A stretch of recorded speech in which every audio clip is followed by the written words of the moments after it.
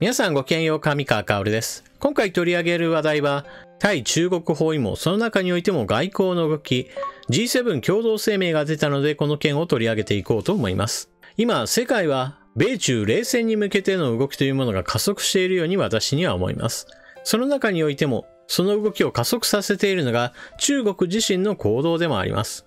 新型コロナウイルスの問題で初期に情報を隠蔽した、これが大きなパンデミックへの引き金となったことについては皆さんもご存知でしょう。そしてその新型コロナウイルスによる世界的な混乱の最中において中国政府は香港に対する一国二制度を破壊する行動に出ようとしています。新型コロナウイルスによる被害というのは欧米の方がより深刻で中国の方が軽微だと言われています。そのように被害が深刻である欧米の力が衰えている今だからこそ中国の勢いを抑えるための結束というものが必要です。それでは欧米の動きを見ていきましょう。香港情勢めぐり重大な懸念。 G7 外相が共同声明。中国政府に再考を求める。先進7カ国 G7 外相は18日、中国による香港への国家安全法導入に関して共同声明を発表し、中国政府に対し重大な懸念を強調するとともに再考を強く求めた。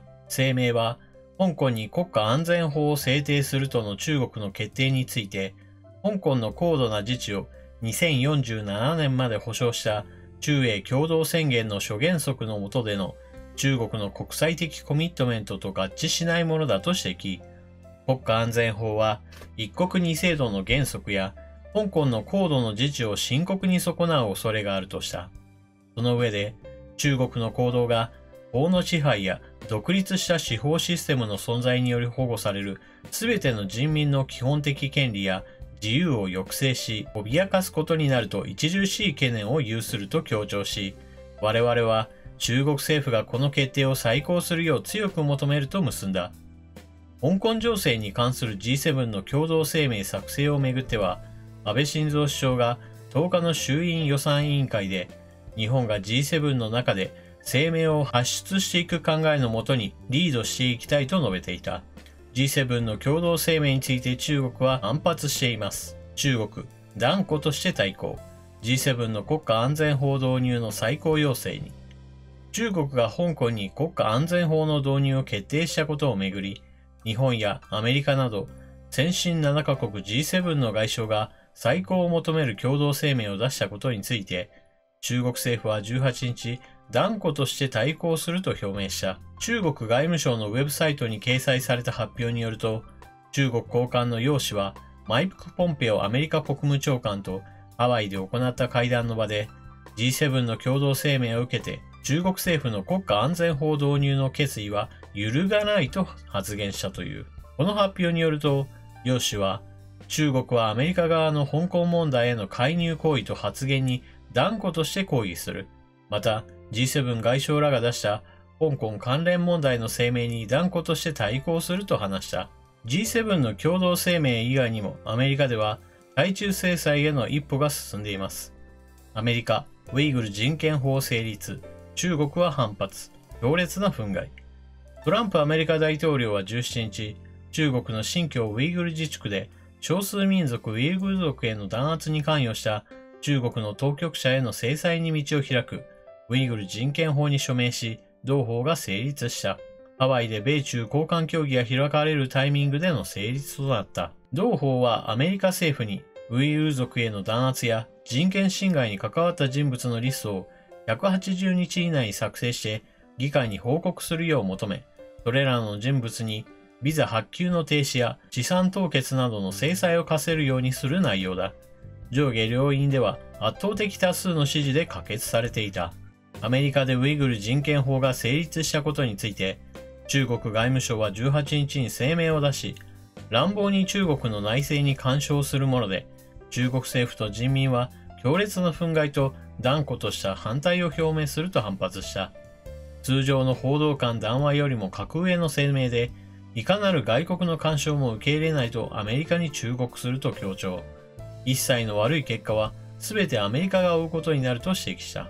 香港の一国二制度を破壊してしまう香港国家安全法の制定について見直しなさいというのが G7 共同声明です。この件について中国政府は断固として抵抗する意思を示しており、実際に国家安全法が止まるとは私も思っていません。しかし、各国がそれぞれ声明を出していたのでは、中国政府に圧力をかけることは不可能です。例えば、日本政府だけが今回の件について懸念を表明しているというだけでは、日本国内ですら小さなニュースとなってしまうでしょう。そうした意味において、より多くの国々がこの共同声明を出すということこそ意味があります。また今回は G7 の外相の共同声明だったわけですが、この後には G7 の首脳会議というものが考えられています。この首脳会議には今回はアメリカのトランプ大統領の意向もあって、ロシア、インド、韓国、オーストラリアといった国々が参加することが予定されています。ですからこの後の G11 か G12 になるか、そういった G7 の拡大版においても同じようにこの話を土台として共同声明で中国に対する非難声明を出す可能性があります。このようにして一段階参加国を増やす形で中国に対する政治的な圧力を加えることが今回の共同声明の意味だったと言えるでしょう。またアメリカの議会においては民主党共和党が一致して中国国内における人権侵害というものを問題視しており、これによる制裁などについても非常に前向きです。この点などについても中国に対する圧力というものになるでしょう。ただ、これらの動きについて一つ気をつけなければならない点があります。それは G7 による対中国の非難というのはあくまでも政治や外交的なものであって、一方でアメリカによる制裁といったものを見ていくと、中国に対する制裁をかけているのはアメリカだけであって、それ以外の国々でその動きというものはなかなか波及していないのが現実です。そして、この政治的にはG7 と中国の対立というものが見られていたとしても、一方では経済的においてはなかなかそこまでは動いていないというのが一つ大きな問題なのです。例えば、米中冷戦という言葉を使って現在の世界情勢の説明しているわけですが、一方でこの米中冷戦というその言葉の前には当然のように第一次冷戦である米ソ冷戦というモデルがあります。この米ソ冷戦においてアメリカは勝利しました。そしてソ連は崩壊し、現在のロシアへと縮小しているわけです。しかし、この米ソの冷戦下においては、政治的な対立と経済的な対立というものが同時に進行していました。例えば、現在では中国企業がアメリカへと進出し、株式上場などを行っています。そしてアメリカの企業が中国に工場を持って、そして生産した商品をアメリカへと輸出しているというような経済的な相互のつながりがあります。しかし、米ソ冷戦下においては、ソ連の企業がアメリカに進出して活動しているといったことはありませんし、同時にアメリカの企業がソ連に工場を建てるといったようなこともありませんでした。そのように、米ソ冷戦下においては、経済的な断絶というものが明らかにありました。しかし現在の米中冷戦においては、こうした経済的な分離というものが全くできていません。現在、米中の貿易戦争と呼ばれるような制裁をかけていることはありますが、これもあくまでもアメリカと中国との間の話であり、米ソ冷戦の時におけるような西側諸国だけで経済圏があった。そしてソ連の経済圏は全く別になっていたといったような分断があるわけではありません。この経済的な分離ができていないという問題は、この米中冷戦を非常に複雑な問題にしています。私はその中において一つキーワードとして挙げているのが EU の経済的な中国との結びつきについてです。今回 G7 では共同声明として国家安全法について見直すような声明が出たという話をしたわけですが、これなどは典型的な政治的な圧力です。しかし一方で EU は中国との経済的な交流というものをやめる気配は全くありません。そもそも中国国内で行われている新疆ウイグル自治区での人権弾圧やチベットの人権弾圧について EU は随分前から非難声明や抗議声明といったものは出していますが、しかしこれに伴ってでは経済的な制裁を加えようといった話は出ていないのです。このため米中冷戦がすぐに決着がつくわけではなく、おそらくは何年もこの後続くことになります。そして中国は脅威であり続けることでしょう。そのような中国に対して日本はどのような対応をしなければならないのか。こういった時にはそれこそ中国から学ぶことがあります。それは孫子の兵法です。孫子の兵法においては敵が強い時にはどうしなければならないか、その答えが書いてあります。それはしっかりと守りを固めなさいと説いています。では一体どのようなことをすれば日本の守りを固められるのでしょうか。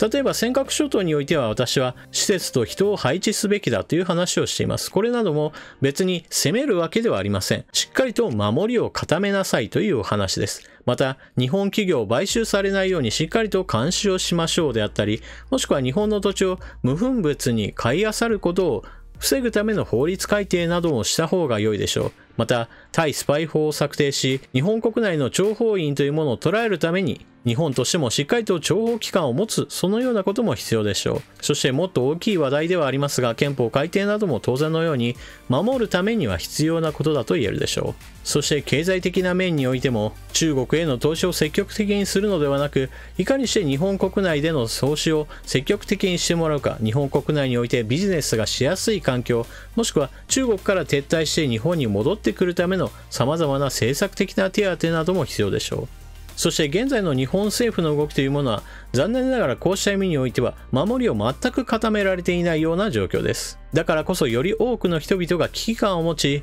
中国に対する危機管理、守りをしっかりと固めていかなければならないということを広くみんなで情報共有する必要があると私は思っています。皆さんはこのニュースを聞いてどのようなことを考えられたでしょうか。ぜひともコメントしていってください。それでは動画を最後までご視聴いただきありがとうございました。チャンネル登録していない方はぜひともチャンネル登録していってください。そして動画を見終わったら評価ボタンのクリックもよろしくお願いします。それでは次の動画でまたお目にかかりましょう。またね。